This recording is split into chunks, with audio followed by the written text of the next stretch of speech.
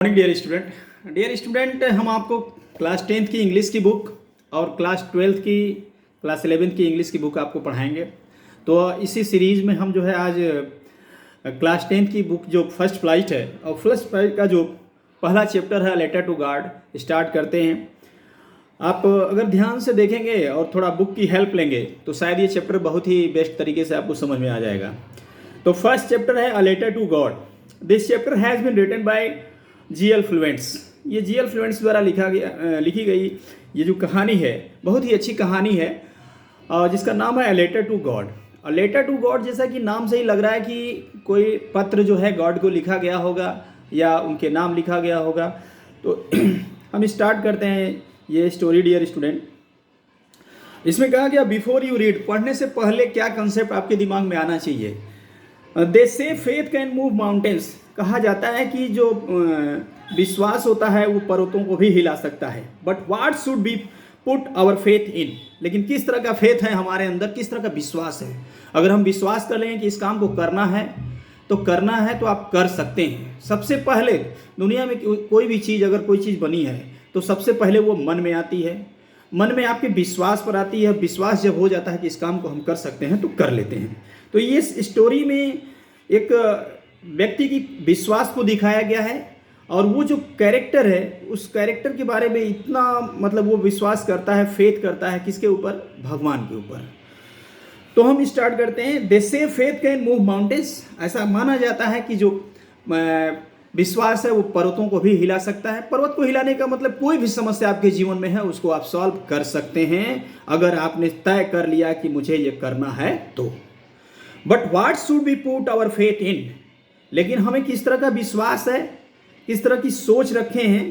कहते हैं कि life does not depend on number of days, only depend on good deeds. हमारा जो जीवन है कितने लंबे समय तक हम जीवित रहते हैं ये मैटर नहीं रखता है। मैटर ये रखता है कि हम कितने बढ़िया वर्क करते हैं। This the questions the story delicately prose. इस स्टोरी में यही दिखाया गया है, उस व्यक्ति के विश्वास के बारे में दिखाया गया dear student. So let us start this story. Lencho is a farmer who writes a letter to God. Lencho एक किसान है जो लेटर लिखता है गॉड को। When his crops are ruined मतलब डिस्ट्रॉय हो जाता, जब उसकी फसल बर्बाद हो जाती है, र्यून्ड हो जाती है, फसल बर्बाद हो जाती है, तो वो किसान जो है लेटर लिखता है क्योंकि अल्टीमेटली उसको विश्वास रहता है कि अब हमारा अगर कोई मदद नहीं करेगा तो भगवान जरूर हमारी मदद करेंगे। आस्किंग फॉर 100 पीसेस जैसे पैसे कह सकते हैं, करेंसी कह सकते हैं, वो कुछ पैसा जो है 100 पैसे जो है मांगता है, लिखता है, डिमांड करता है भगवान से। Does Lencho letter reach God, क्या लेटर जो है लेंचो का जो है पहुंचता है किसके पास, गॉड के पास।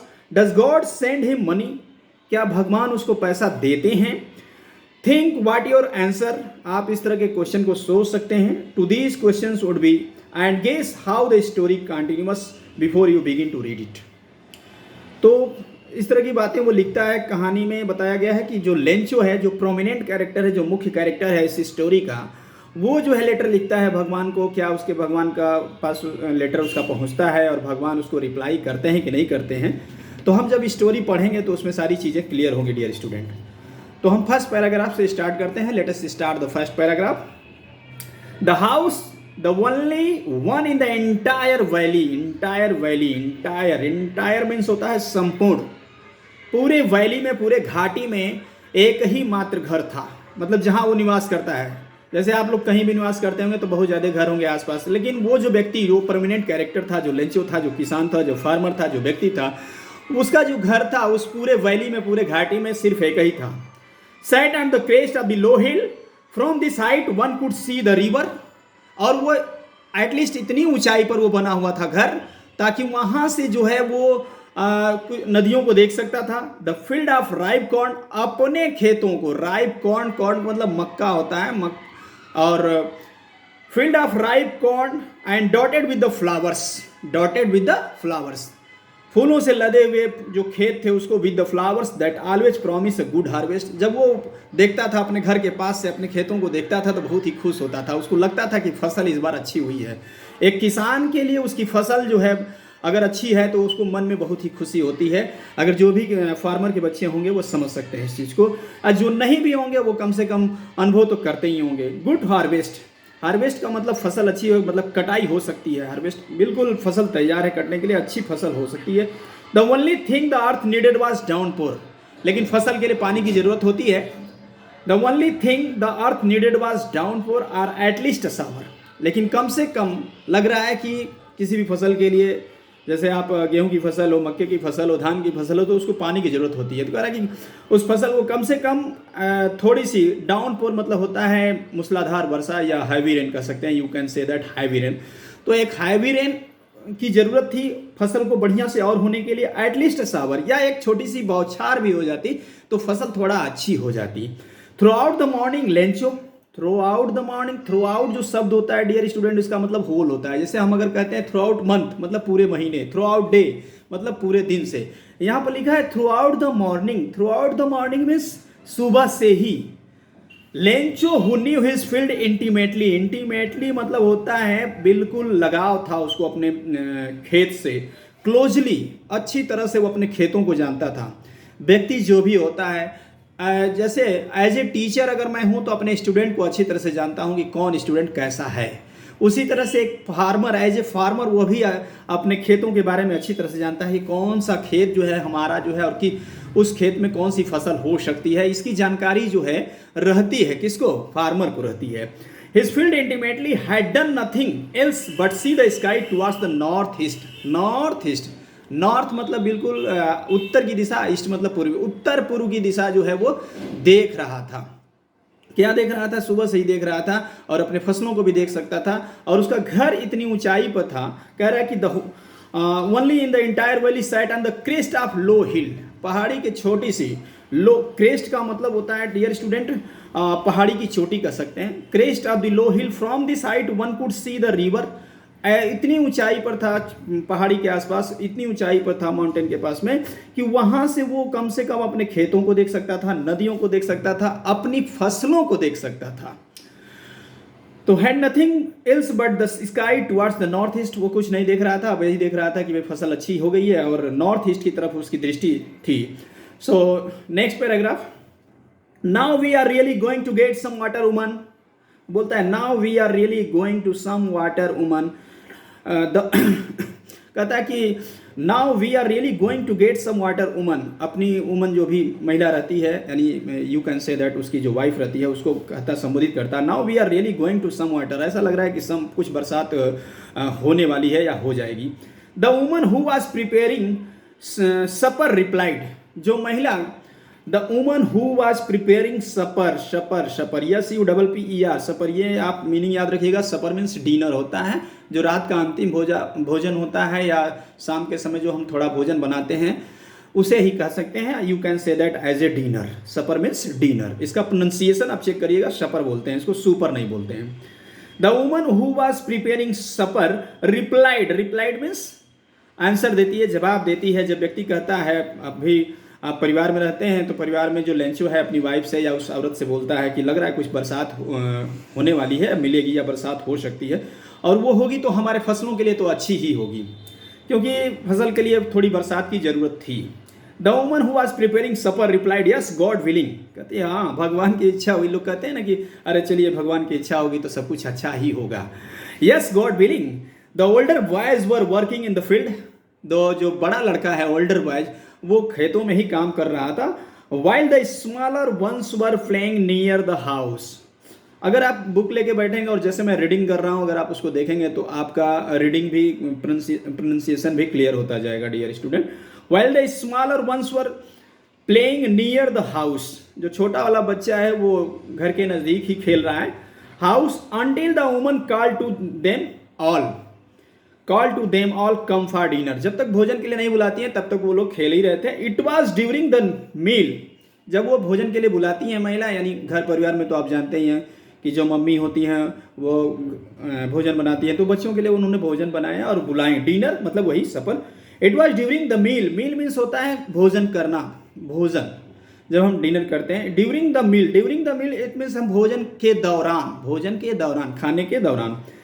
Just as Lencho had predicted मतलब होता है फॉरकास्टिंग का मतलब होता है हम किसी चीज की भविष्यवाणी करते हैं, नहीं अंदाजा लग जाता है। आप लोग देखते होंगे जब हवा में देखते होंगे तो किस तरह से बादल आते हैं, उधर आप क्लियर बताते होंगे लग रहा है पानी आ सकता है।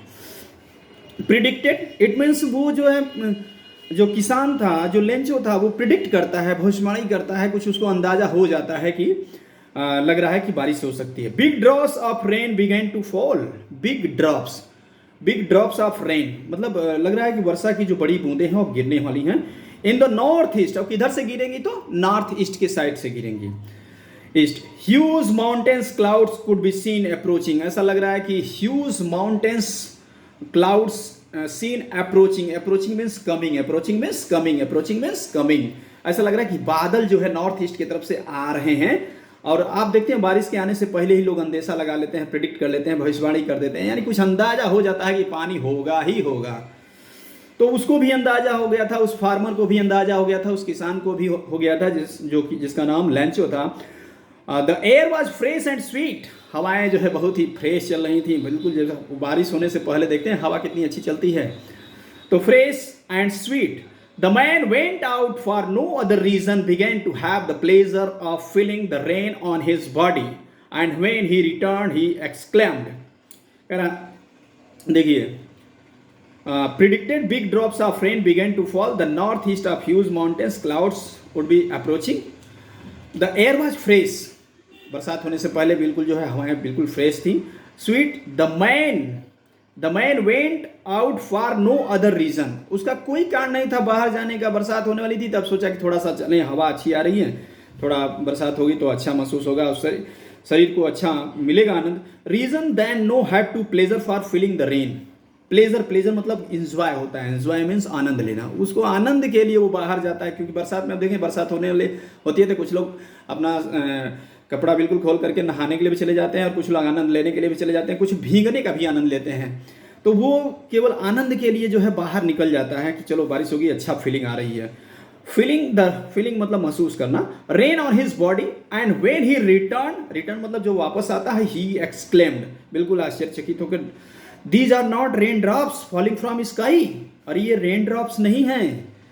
दी एक्सक्लेम्ड मतलब होता है आश्चर्यचकित हो जाना, थोड़ा सा आश्चर्य हो करके कोई चीज विस्मय होकर के बोलना। Exclaim these are not rain drops falling from sky, ये जो रेन ड्रॉप्स नहीं हैं जो गिर रही हैं, they are now new coins, अरे ये रेन ड्रॉप्स नहीं हैं, ये क्वाइंस हैं। ऐसा क्यों कह रहा होगा बताइए? ऐसा कहने का उसका पास रीजन क्या है? क्योंकि देखिए उसको रेन की जरूरत थी, बरसात की जरूरत थी उस फसल को और अच्छा होने के लिए, तो बहुत ही खुश हो गया था कि चलो ये बरसात नहीं है, ये तो बहुत अच्छी चीज़ है कि अगर हो जाएगा तो हमारी फसल और बढ़िया से हार्वेस्टिंग के लिए तैयार हो जाएगी, कटाई के लिए तैयार हो जाएगी, हमारी फसल और अच्छी हो जाएगी। तो बहुत ही मन खुशी हो रहा था, और खुश होने की वजह से वो बोल रहा था कि अरे ये रेन नहीं है, इसको रेन मत बोलिए, ये तो पूरी तरह से एक तरह से हम कह सकते हैं ये तो क्वाइंस है, सिक्का है हमारे लिए।